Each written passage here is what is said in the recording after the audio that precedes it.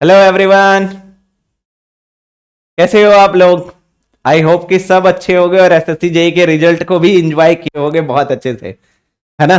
तो आज जो हम मेनली यहाँ पे आए हैं वो हमारा जो मेन फोकस रहेगा वो मेन फोकस ही हमारा रहेगा ताकि आपको मैं एसएससी जेई के बारे में थोड़ा सा डीपली चीजों को बता पाऊं आपको, है ना। एसएससी जेई के बारे में, एसएससी जेई के बारे में यानी कि क्या सर बोलने वाले हैं, वो एसएससी जेई के बारे में जो मेनली आज मैं बताने वाला हूं वो है हमारा what to do after, what to do after shocking,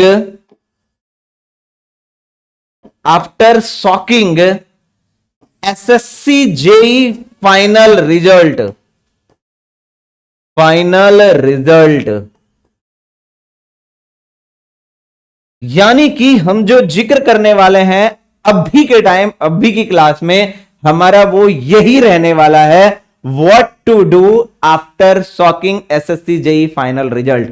आप सब ने फाइनल रिजल्ट एसएससी जेई का देख लिया होगा, जिन्होंने नहीं देखा है उनको मैं यहां पे बता दूंगा क्या हुआ है कांड हमारा, है ना।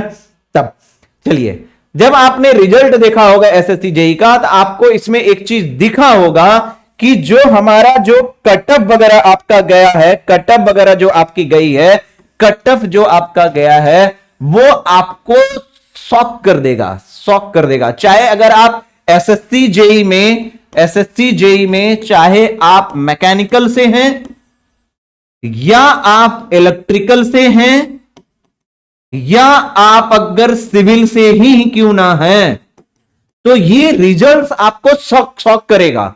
क्लियर, ये रिजल्ट्स आपको शॉक करेगा, ये 110% तय है। तो आज मैं इन्हीं चीजों के बारे में डिस्कस करने वाला हूं कि इन रिजल्ट को देखते हुए एक स्टूडेंट किस वे में, कैसी वो अपनी प्रिपरेशन को रखे, जहां से वो रिजल्ट जो अपना आगे आने वाला जो एग्जाम है उस एग्जाम्स में वो बेटर कर पाए। क्लियर है। तो आओ थोड़ा इन चीजों में लास्ट तक आप लोग बने रहना, लास्ट तक बने रहना और चीजों को समझना कि मैं क्या बताने वाला हूं यहां पे। क्लियर, बहुत इंपॉर्टेंट होने वाला है। जो भी एसएससी जेई के एस्पिरेंट हैं, चाहे वो मैकेनिकल से हो, चाहे वो सिविल से हो, चाहे वो इलेक्ट्रिकल से हो, किसी भी ब्रांच से हो, उनके लिए ये हेल्प करने वाला है। क्लियर है। आओ देखते हैं क्या है। जब आप इस बार एसएससी जेई 2024 का फाइनल रिजल्ट आप देखेंगे तो आपको रियलाइज होगा कि जो आपका फाइनल रिजल्ट है, फाइनल रिजल्ट है, वो रिजल्ट लाइज कर रहा है आपका 375 से 430 के अप्रॉक्स में। अब आप खुद सोचो यार, आउट ऑफ 500 एसएससी जेई का जो पेपर है वो है हमारा 200 है प्री एंड 300 है आपका मेंस। इस दोनों को अगर मिला दिया जाए तो टोटल 500 है। इस टोटल 500 में अप्रोक्स जो फाइनल रिजल्ट बना है वो फाइनल रिजल्ट बना है किसके किसके बीच के बच्चों का हुआ है, 375 से लेके 430 के बीच में रिजल्ट आपके फाइनल है।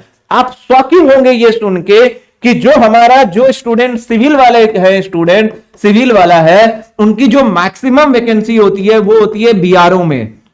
बीआरओ मतलब border road organisation. Border road organisation की हमेशा जो कट ऑफ रही है वो कट ऑफ लेस रही है, हमेशा रिकॉर्ड था इस बार से पहले का। बट इस बार बताऊं, बीआरओ ने 375 स्कोर लिया है, मैक्सिमम गया था बीआरओ का 375। आप शॉक हो जाओगे as a civil engineering student. Clear है। अगर आप सिविल इंजीनियरिंग स्टूडेंट हैं, अगर आप सिविल इंजीनियरिंग की प्रिपरेशन कर रहे हैं एसएससी जेई के थ्रू, एसएससी जेई की प्रिपरेशन कर रहे हैं आप सिविल इंजीनियरिंग से, तो पहले उनके बारे में मैं डिस्कस करता हूं। सुनना थोड़ा, सिविल वाले स्टूडेंट जो है वो सुनना थोड़ा। जब आप सिविल से देखोगे तो यहां पे आप पेपर दो चीजों का देने वाले हो, प्री और मेंस का। प्री का जो आपका पेपर था वो था आपका 200 मार्क्स का। प्री का पेपर था आपका कितना, 200 मार्क्स का। 200 मार्क्स में जो कटअप गई हमारी 224 में वो 122 थी हमारी जनरल की। मैं जनरल की बातें कर रहा हूं क्योंकि हम थोड़ा ओवरऑल ऊपर सोच के देखेंगे। जिनका कैटेगरी है वो वेल एंड गुड है, 5-2 नंबर नीचे कर लेना। ओबीसी वाले नहीं खुश होना क्योंकि बराबर रहेगा, खुश थोड़ा होना। एससी एसटी वाले का थोड़ा सा कम जाएगा, लेकिन हाँ अपना सोच के चलिए मेरे भाई कि 122 हमारा कट ऑफ है। क्लियर, ये प्री का था। अब आप खुद ब खुद सोचो थोड़ा, अगर फाइनल रिजल्ट बीआरओ जिसमें सबसे मैक्सिमम वैकेंसी है, जिसकी कटअप सबसे कम है, उसका भाई टोटल चला गया 375, हाईएस्ट 375 चला गया। आप सोच लो, आउट ऑफ 500 की बात कर रहा हूं, तो 122 375 में माइनस करोगे अगर अप्रॉक्स, तो आपको फिर भी 250 के अप्रॉक्स से दिख रहा है। क्लियर है? बट ये जो 375 था, ये अप्रॉक्स 40 मार्क्स नॉर्मलाइजेशन से आया था। 40 मार्क्स नॉर्मलाइजेशन में ऐड हुई है हमारी, ठीक है, नॉर्मलाइजेशन में ऐड हुआ है आपका, नॉर्मलाइजेशन के थ्रू 40 मार्क्स ऐड हुए हैं। फिर भी अगर मैं 40 मार्क्स को माइनस कर दूं, फिर भी अप्रॉक्स जो मेंस में चला गया वो चला गया 200 के अप्रॉक्स। क्लियर है? तो मेरे प्यारे दोस्त, मेरे प्यारे फ्रेंड, इस बात को आप ध्यान में रखिए कि अगर आप एसएससी जेई की प्रिपरेशन कर रहे हैं as a civil engineering student, तो सिविल इंजीनियरिंग से आप हैं, तो अपना आप टारगेट सेट कीजिए कि सर हमें प्री में स्कोर करने हैं 135 से 140 के बीच में चाहिए।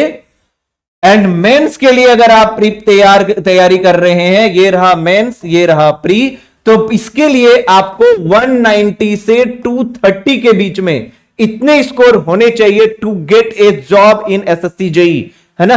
जिसको नहीं दिख रहा है इधर लिख देता हूं, 190 से 230 के बीच में। कितना? 190 से 230 के बीच में। जो भी स्टूडेंट्स हैं इसके बीच में अगर आप रहेंगे तो आपकी जॉब लगने की सबसे ज्यादा चांसेस रहेंगे। क्लियर है इतनी सी बात? पक्का? नेक्स्ट बातें, जो स्टूडेंट इलेक्ट्रिकल और मैकेनिकल से हैं, इलेक्ट्रिकल प्लस मैकेनिकल दोनों के लिए मैं सेम बातें बोलने वाला हूं, ठीक है ना? ध्यान रखना, दोनों स्टूडेंट इलेक्ट्रिकल और मैकेनिकल वाले, इलेक्ट्रिकल और मैकेनिकल को सॉक कर दिया, इसका जो हाईएस्ट चला गया, वो जो स्कोर रेंज था वो था 386 से लेके 426। क्लियर है? आप सोच लो कितना था हमारा, 386 426, जो हमने 430 लिखा था ना वहां पे, उसका बीच में चला गया। आप खुद सोच लो। इवन इलेक्ट्रिकल वाले जब स्टूडेंट चेक करेंगे, इलेक्ट्रिकल वाले को शॉक करेगा कि आउट ऑफ 300 स्कोर आए हैं हाईएस्ट 286।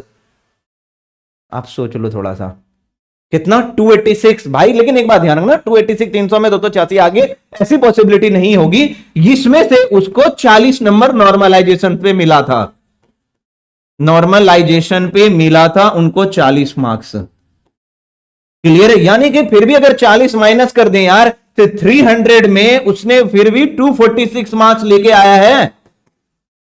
तो ये 246 मार्क्स लाने आसान नहीं है मेरे भाई, ठीक है? एंड सेम फेनोमेना घटित हुई थी मैकेनिकल वाले स्टूडेंट के साथ। क्लियर है? जो मैकेनिकल और इलेक्ट्रिकल की जो कटअप गई है हमारी, कटअप गया था प्री का, वो था वो आपका 132।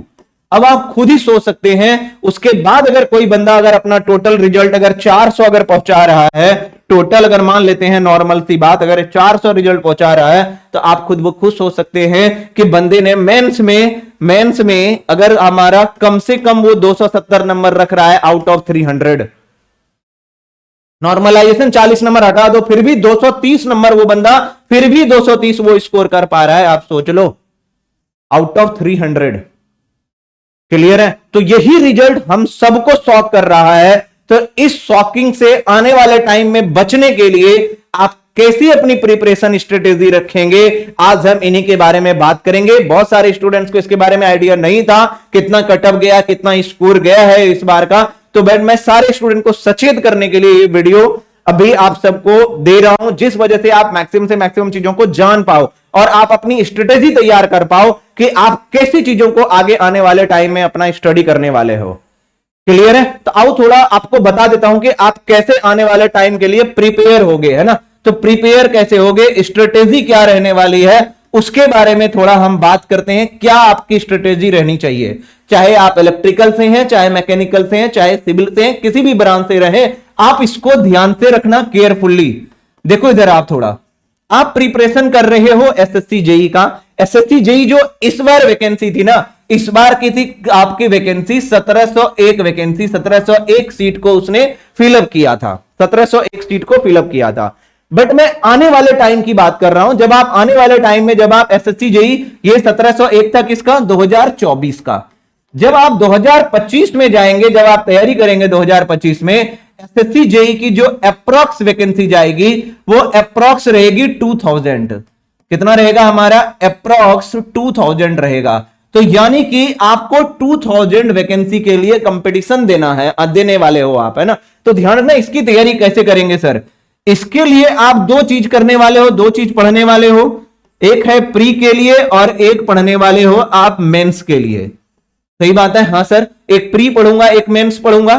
प्री में जब आप देखोगे, प्री जो हमारा रहता है ये फर्दर डिवाइडेड है 2 पार्ट्स में। प्री में आपके 200 मार्क्स हैं, मेंस में आपके 300 मार्क्स हैं। सही बात है? हाँ सर। तो हम कैसे स्टडी करें ताकि हम मैक्सिमम से मैक्सिमम स्कोर कर पाए? जो सिविल वाले स्टूडेंट होंगे, सिविल वाले स्टूडेंट, वो इस 200 में, सिविल वाले स्टूडेंट 200 में अपना टारगेट सेट कीजिए कि हमें 140 अप्रॉक्स चाहिए भाई, तभी जॉब लगेगा, अदरवाइज नहीं लगेगा। इस बात को ध्यान में रख लो जो सिविल वाले बच्चे हैं। और जो बच्चा मैकेनिकल एंड इलेक्ट्रिकल का है वो बच्चा फिक्स कर ले अपना कि हमारा स्कोर चाहिए 150 से 160 स्कोर चाहिए प्री में। अगर आप इस प्रोसेस से नहीं पढ़ रहे हैं तो नौकरी नहीं लगेगा। इस बात को अपना दिमाग में बिठा लो आज के डेट में ही आप। क्लियर है? मैं डरा नहीं रहा हूं, मैं सच से अवगत करा रहा हूं। जो सिंसियरली प्रिपरेशन कर रहे हैं, जो अपना टाइम वेस्ट नहीं करना चाहते हैं, उनके लिए ये बातें बता रहा हूं। क्लियर है? आप ध्यान में रखिए कि जब आप स्टडी करें तो आप इसी के पॉइंट ऑफ व्यू से स्टडी करें, चाहे आप डिप्लोमा स्टूडेंट हैं, चाहे आप बीटेक के स्टूडेंट क्यों ना हो।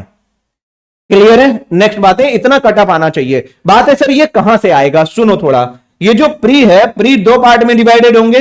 पहला होगा हमारा टेक्निकल विच कंटेन्स 100 मार्क्स, फिर है हमारा non technical which contains also 100 marks, है ना। और नॉन टेक्निकल में दो चीजें आएगी, first one is your reasoning and second one is your GK GS, है ना।